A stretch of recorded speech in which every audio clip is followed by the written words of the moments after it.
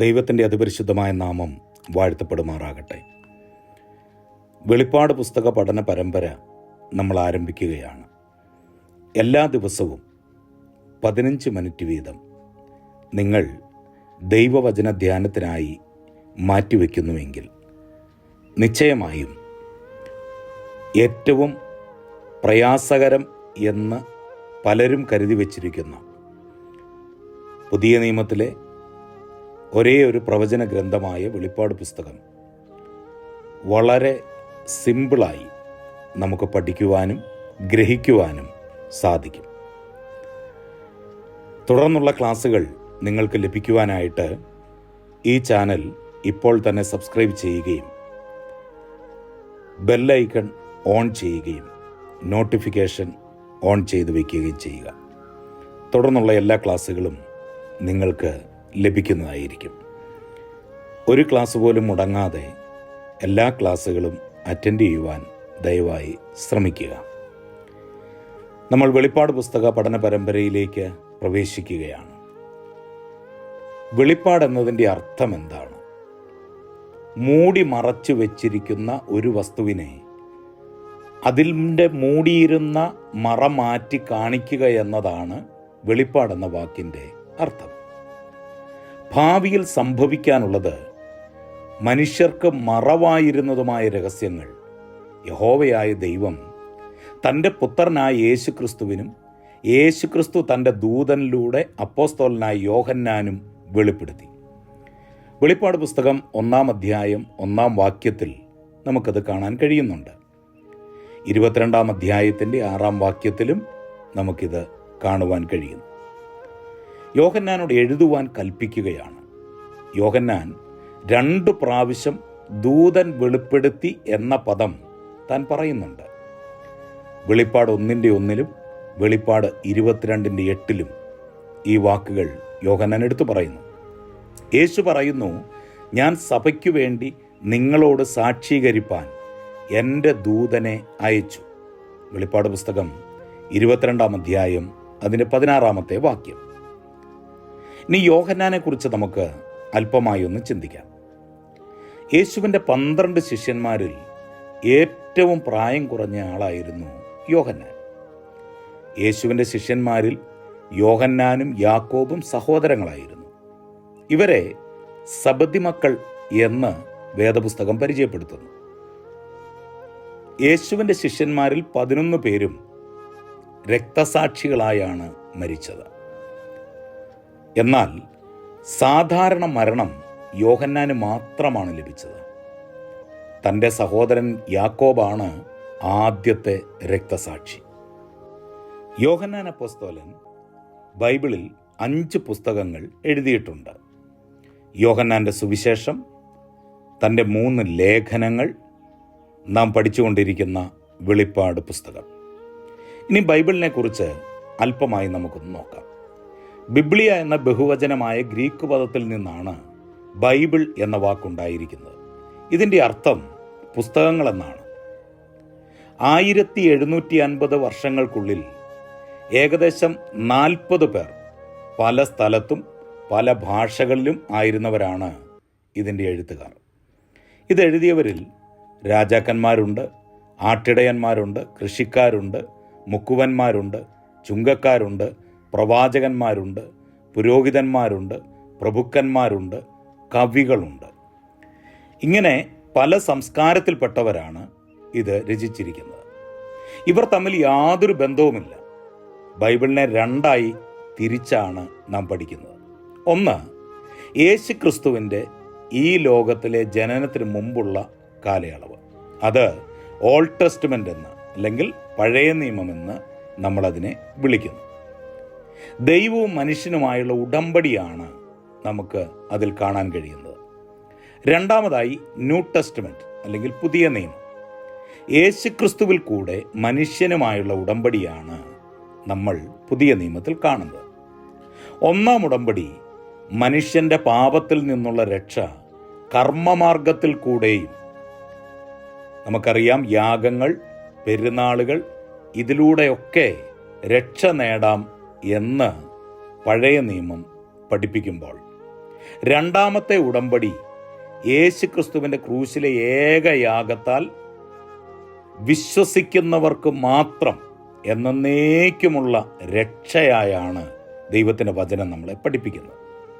എബ്രായ ലേഖനം 10-ാം അധ്യായം 10-ാം വാക്യത്തിലും എബ്രായ ലേഖനം 10-ാം അധ്യായം 18-ാം വാക്യത്തിലും ഈ ഭാഗങ്ങൾ നമുക്ക് കാണാൻ കഴിയുന്നുണ്ട്. ഇനി പാപങ്ങൾക്ക് വേണ്ടി ഒരു യാഗവുമില്ല. കുർബാന പോലെയുള്ള, കുംഭസാരം പോലെയുള്ള, ബസ്പുർഖാന പോലെയുള്ള ഒരു യാഗവും, അല്ലെങ്കിൽ മാനുഷികമായി മനുഷ്യരുടെ കഴിവിനാൽ, മനുഷ്യരുടെ പണം കൊണ്ട് മനുഷ്യർക്ക് ചെയ്യാൻ കഴിയുന്ന ഒരു കാര്യവുമില്ല.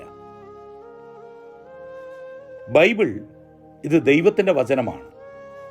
പത്രോസ് അപ്പോസ്തലൻ പറയുന്നു, ദൈവവചനം മനുഷ്യൻ്റെ ഇഷ്ടത്താൽ വന്നതല്ല, ദൈവകൽപ്പനയാൽ മനുഷ്യൻ പരിശുദ്ധാത്മ നിയോഗം പ്രാപിച്ചിട്ട് എഴുതിയതാണ്. 2 പത്രോസ് ലേഖനം 1-ാം അധ്യായം 21-ാം വാക്യത്തിൽ വളരെ വ്യക്തമായി നമുക്കത് കാണാൻ കഴിയുന്നുണ്ട്. തുടർന്ന് അപ്പോസ്തലനായ പൗലോസ് പറയുന്നു, എല്ലാ തിരുവെഴുത്തും ദൈവശ്വാസീയമാണ്. 2 തിമോത്തിയോസ് 3-ാം അധ്യായം 16-ാം വാക്യത്തിൽ നമ്മളത് വായിക്കുന്നുണ്ട്. പഴയ നിയമ എഴുത്തുകാർ പറയുന്നു, യഹോവയായ ദൈവം അരുളി ചെയ്തു എന്ന്.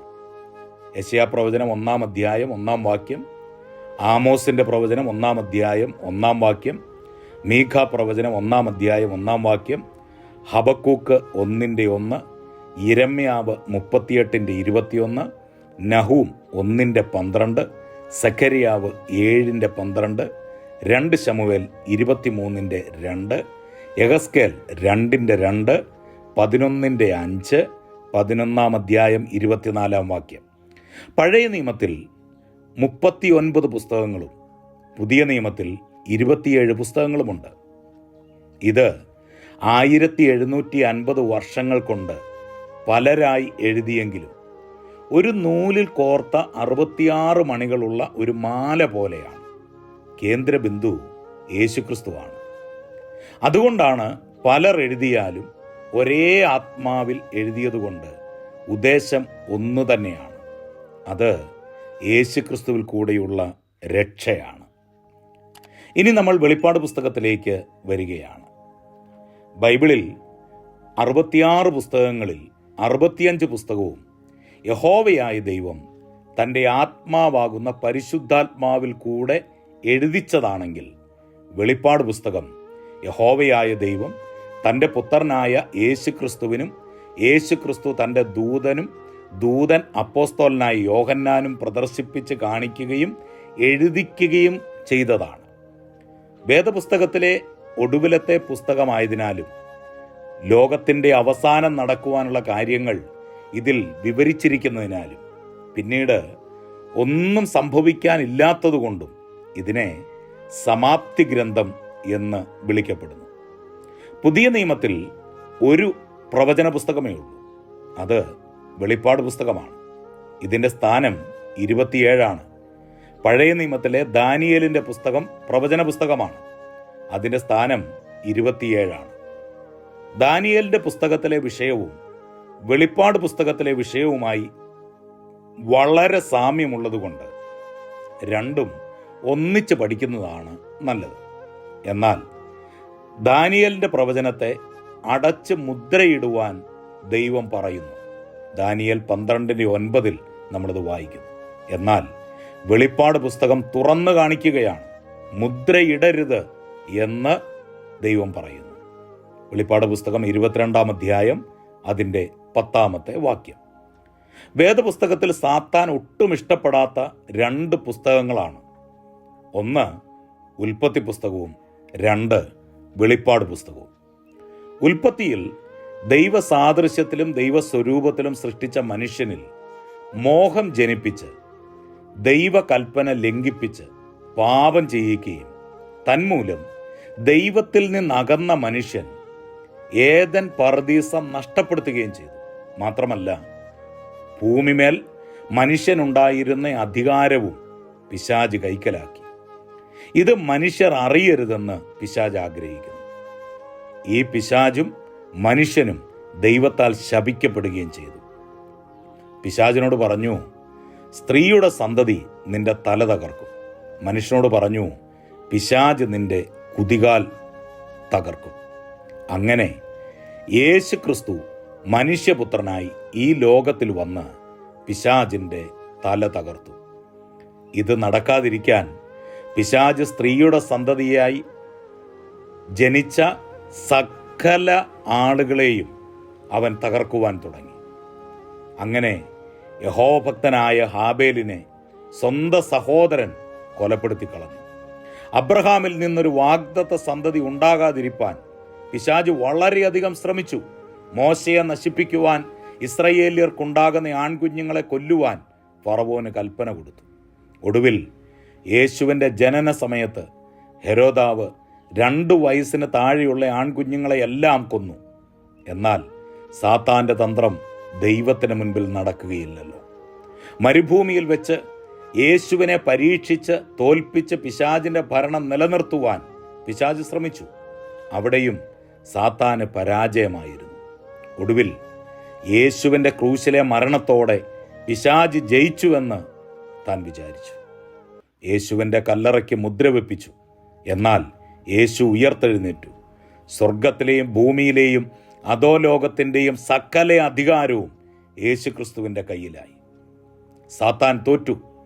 ഇനിയും അവന് പേടി വെളിപ്പാട് പുസ്തകമാണ്. അതുകൊണ്ട് അവൻ ആരെ കൊണ്ടും ആ പുസ്തകം വായിക്കാതിരിക്കാൻ ശ്രമിക്കുന്നു. കാരണം അവനും അവൻ്റെ ദൂതന്മാർക്കും അവനെ സേവിക്കുന്നവർക്കും വരാൻ പോകുന്ന നിത്യശിക്ഷാവിധി ആരും അറിയരുതെന്ന് അവൻ ആഗ്രഹിക്കുന്നു. ആ തീപ്പൊയ്കയിലെ ജീവിതം അത്രമാത്രം കഠിനമാണ്. എന്നെ കേൾക്കുന്ന സഹോദര സഹോദരി, നീ നിന്റെ ജീവിതത്തെ ശ്രദ്ധിക്കുക. ചില വർഷങ്ങൾക്ക് മുമ്പ് നമ്മുടെ നാട്ടിലെ ചില സഭകൾ ഇപ്പോഴത്തെ ബൈബിളിന് മാറ്റം വരുത്തണമെന്ന് ബൈബിൾ സൊസൈറ്റിയിൽ ആവശ്യപ്പെടുകയുണ്ടായി. അത് നാം മറന്നു പോകരുത്. ഇതിൻ്റെ പിന്നിൽ പൈശാചികമായൊരു പദ്ധതിയുണ്ട്. സാത്താൻ ആഗ്രഹിക്കുന്നു അവന് സംഭവിക്കുവാൻ പോകുന്ന കാര്യങ്ങളൊന്നും ആരും അറിയരുത് എന്നും അവൻ്റെ പരാജയം ആരും മനസ്സിലാക്കരുതെന്നും പിശാച് ആഗ്രഹിക്കുന്നു. അതുകൊണ്ട് തന്നെ വെളിപ്പാട് പുസ്തകത്തിൽ നിന്ന് ജനത്തെ മാറ്റി നിർത്തുവാനും, ഇത് വായിച്ചാൽ മനസ്സിലാകില്ലെന്നും, ഇത് വായിച്ചാൽ ബോറിംഗ് ആണെന്നും, അല്ലെങ്കിൽ ഇത് വായിച്ചാൽ പോരാട്ടമുണ്ടാകുമെന്നും ഒക്കെ ജനത്തിൻ്റെ ഉള്ളിൽ ചിന്ത കൊടുത്ത് അവരെ വെളിപ്പാട് പുസ്തകത്തിൽ നിന്ന് മാറ്റി നിർത്തുന്നു.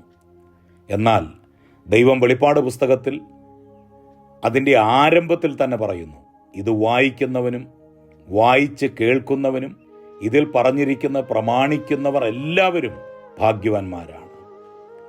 ആരാണ് വായിക്കുന്നവൻ? അവൻ വിദ്യാഭ്യാസമുള്ളവനാണ്. ആരാണ് വായിച്ച് കേൾക്കുന്നവർ? ഇത് വിദ്യാഭ്യാസമില്ലാത്തവരാണ്. ഇത് പ്രമാണിക്കുന്നവർ എന്ന് പറഞ്ഞാൽ ലോകത്തിൽ ജീവിച്ചിരിക്കുന്ന സകല മനുഷ്യരും ഇത് വായിക്കണം, മറ്റുള്ളവരെ വായിച്ച് കേൾപ്പിക്കണം, ഇത് പ്രമാണിക്കണം. ഇതിൽ നിന്ന് ഒരു മനുഷ്യനും ഒഴിവുള്ളവരല്ല. കാരണം ദൈവം മനുഷ്യർക്കൊരുക്കിയിരിക്കുന്ന നിത്യ സൗഭാഗ്യങ്ങൾ അവരറിയണം. അപ്പോൾ തന്നെ പിശാചിൻ്റെ പ്രവൃത്തികളെ അനുകരിക്കുന്നവർക്ക് ലഭിക്കുന്ന നിത്യ നരക ജീവിതം അവർ മനസ്സിലാക്കണം. എന്നിട്ട് മനുഷ്യൻ അവൻ്റെ ജീവിതം ഏത് മാർഗത്തിലായിരിക്കണമെന്ന് തീരുമാനിക്കണം. ദൈവം ഈ പുസ്തകത്തിൻ്റെ ഒടുവിലായി പറയുന്നു, ഇതിൽ പറഞ്ഞിരിക്കുന്ന വചനങ്ങളോടൊന്നും കൂട്ടരുത്, ഇതിൽ നിന്നൊന്നും കുറയ്ക്കരുത്. കാരണം ഈ വചനങ്ങൾ സ്വർഗത്തിൽ സ്ഥിരമാണ്. ഈ വചനങ്ങൾ കൊണ്ട് നിങ്ങളെ ന്യായം വിധിക്കും. യോഹന്നാൻ്റെ സുവിശേഷം 12:48 യോഹന്നാൻ അപ്പോസ്തലൻ അത് വിളിച്ചു പറയുന്നു.